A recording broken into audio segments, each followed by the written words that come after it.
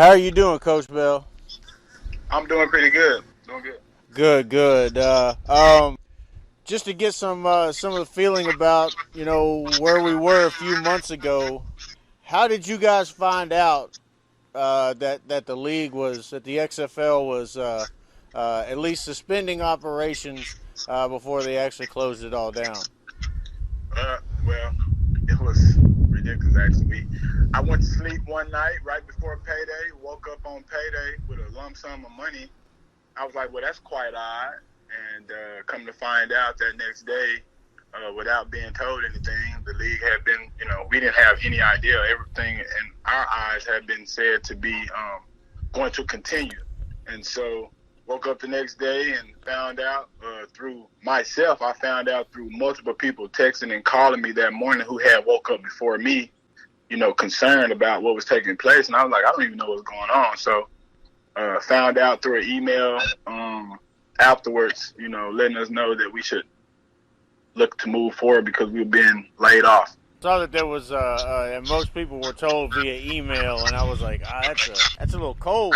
Yeah, we had absolutely no idea. I know I didn't. Anybody on our staff didn't. I mean, we was going to work, and I'm sorry, we wasn't going to work at the time, but we had been told that everything was looking forward to 2021, and so everybody was kind of just relaxing as far as the pandemic goes. And then just I guess it was a video conference call that was made the day of as well, but I wasn't a part of that. But I heard that was a very quick process as well. So that's pretty much all I know about it.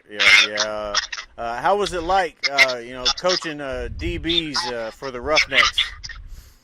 Oh, it was a really good experience. The guys were really hard working guys. They were all very similar in talent. So I've told a lot of people it was a very challenging job from the standpoint of traveling, who was going to be playing, and we had a very even talented group. So all in all, they were a good group of dudes. They could easily take what we were talking about on the practice field and take it to the game. We did a good job. We led the league in interceptions and a lot of big hits, and we had a pretty good group. I enjoyed them.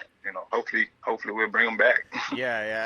One thing I did notice was that Houston, if they didn't have the best, it was one of the best secondaries in the league. So hats Yeah. off to you for getting those guys in shape and playing well. Uh, Afterwards, okay, no, before that, I want to ask this. How different was it coaching in the XFL than it was at the college rank? You're just dealing with a much more professional level athlete. The guys are, you know, um, much more mature, and again, like I talked about, they did a much better job of taking things in a much quicker job. I shouldn't say a better job. They did a quicker job of taking things that you would talk about in practice or slight tweak in the defense or game plan that you would worry about college kids kind of being able to grasp and take to the field. Those guys could do it at a much better rate, and so that's probably one of the biggest differences as far as college to pro, outside the lack of having to recruit, obviously. So Right. and so that was the biggest two differences: dealing with a much more mature athlete, and then not having to recruit, year round. I mean, it is a little bit different coaching in the XFL because a lot of those guys didn't see that league as, their final destination. A lot of them, I coached all 10 of the guys that I was coaching in the secondary for the Roughnecks. They all had NFL experience, every Yep. last one of them. And so they all saw themselves getting back to that level. So it came with different challenges from the standpoint of them all wanting to play, and from, me, me having to really be stern and fully focus on the guys I thought deserved it. I had a good rotation. Out of the 10 guys, we averaged playing 8 of those guys, and in some games we played 9. And so, I did the best job I could of trying to be as fair as I could without, robbing somebody who I really thought was, some of the better players. So, all in all, it has a little bit different challenges as well. Now, if the money was, in my opinion, if the money was around the hundreds of thousands of dollars, then some of those guys could have saw themselves, in that league, and they really, took that league, I guess, a little more More seriously. serious from the standpoint of sticking around in it. Yeah. not 1 foot in, 1 foot out type situation. Yeah, I think had the league continue to go, and if it continues to go, and then the TV continues to do a good job with the contracts and be able to really give a good financial backing to the league, hopefully you will see some of those contracts start to be bigger and give, like you say, some of the higher end players, more incentive to stick around and not just want to boat. But, I know it takes time and it takes some growth, and so hopefully. Yeah. And it takes some trust in the league too, because, technically when you look at it, the XFL has ended twice. Right. Now I know that this is mainly because of COVID-19, and you can't really do or plan for anything like that. Right. But that's how some people look at it. Have you been contacted yet by the new ownership or by any of the Houston Roughnecks execs that were still there, or anybody at all about returning as a coach? Well, I talk to my former boss constantly, but we just have a really good relationship. I have not currently been reached out to by any means by the new ownership, but I also been told from my boss that that type of stuff wouldn't start to happen until around the 21st of this month. Right. When they can really start to take the reins of the XFL. As far as the business side, our president reached out to me, and we had some small talk. He just was kind of filling out, where I was at, and but other than that, nothing serious by no means. But sure, just talking to my coach, my boss June Jones, he was letting us know letting me know at least that the 21st is when things like that will start to take place. Yeah, because I think that's the date where they officially take the proverbial keys of the league and start to really implement what they want to do. Now, they were hinting at one time about doing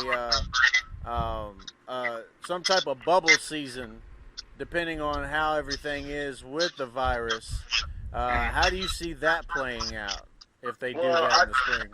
Yeah, I think we have a leg up in that situation. As you know, that we did a situation very similar to that during our mini camps and our training camps leading up to the season. All teams came down to Houston. Yep. We used quite a few different campuses, from the University of Houston to Rice to Texas Southern and Houston Baptist University, and then quite a few of the high schools down here, which are very, very nice. I've already read an article talking about St. Louis possibly being the same situation. And then just with this whole COVID stuff, I look at the NBA and seeing how things are going there and how positive and all the things that they got going. I meant to say negative tests. They haven't had any. So hopefully, if we do get back going, the bubble route is probably what they'll end up going with to try to keep everybody safe and keep everybody in one location, so you can kind of keep tabs and tracks on guys. And then even when you look in the NFL, you got teams like the Cowboys and the Saints that are, now in their mini camps providing hotels for their players, so they don't have to go out and possibly track COVID, in the world and then bring it back to the team and or their families. So I think the bubble concept is the best way to go, and the fact that we already did something like that without really knowing. Because if you look at it, with NHL and the NBA, they have proven that quarantine and masks work, because they reduced their positive tests to 0 in a matter of 6 weeks. If we want football, and I know that we want football, I think that we've got to consider these type of options. Now, we talked a little bit about whether or not you've been contacted. Had you been contacted by anybody else, any colleges or any NFL opportunities for a coaching job or anything like that might take your focus off returning to the XFL? Currently, no. I had an opportunity to interview for a job with the Arizona Cardinals that I didn't get, and so I was kind of hopeful about that one. Other than that, not really. It's been really tough out here in the coaching world. It's been a lot of coaching and hiring freezes, should I say, at universities. More people have been laid off and taking pay cuts than are being hired. So right. It's kind of a tough road right now. But I'm hopeful about the XFL, and I have plans on what I would do regardless if it doesn't come back. But I'm hoping that it does. So that's where I really stand with that. Yeah.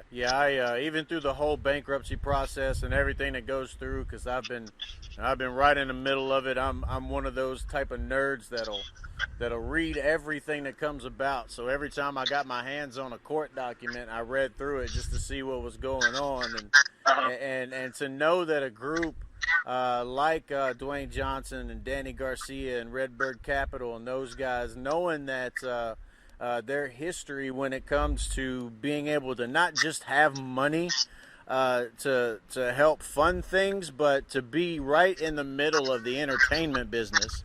Right. And especially when it comes to Hollywood and all that, I think that this plays perfectly into getting another season going for the XFL, and not only that, but keeping it alive longer than it might have been. Because no offense to Mr. McMahon, he was a great businessman, but at the same time, there were some things that he lacked.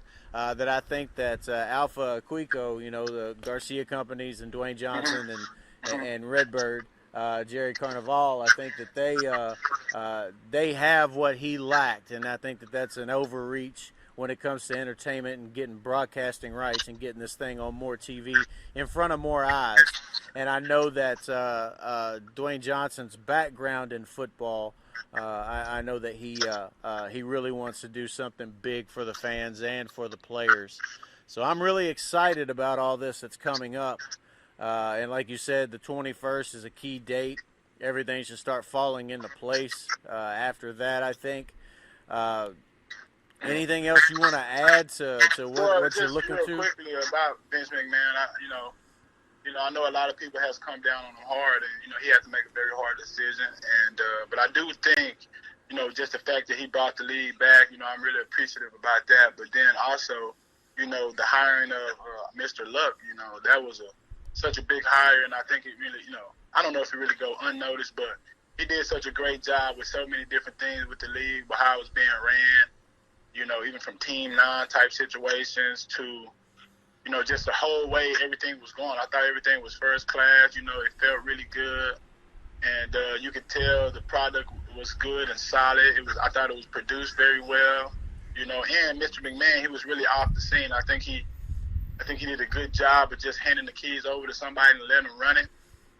And all in all, it was great. With that being said, I am very excited about the new ownership and what he can bring to the table, that being Dwayne Johnson, his ex-wife, and those guys. And it just, I know everything he's done has been very successful from his movie ventures, and him being a former athlete is also a very exciting situation to be able to work for somebody who actually played the game as well. So, I'm looking forward to it, and hopefully, starting the 21st, we start to hear more and more positive things about the league coming about and having the 2021 season. Now, have you talked to any former players? Have you gotten any idea about any guys that didn't get NFL opportunities and gotten any feelings about whether or not they're coming back?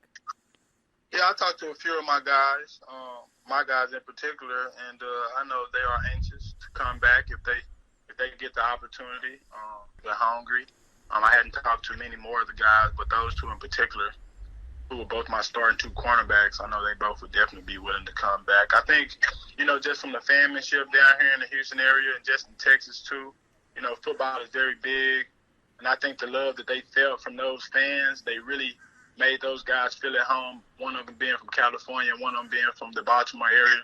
They really, really felt good about playing in front of these fans. And I give all credit to those fans. They showed up every week, embraced the team that came out of nowhere and was very loud.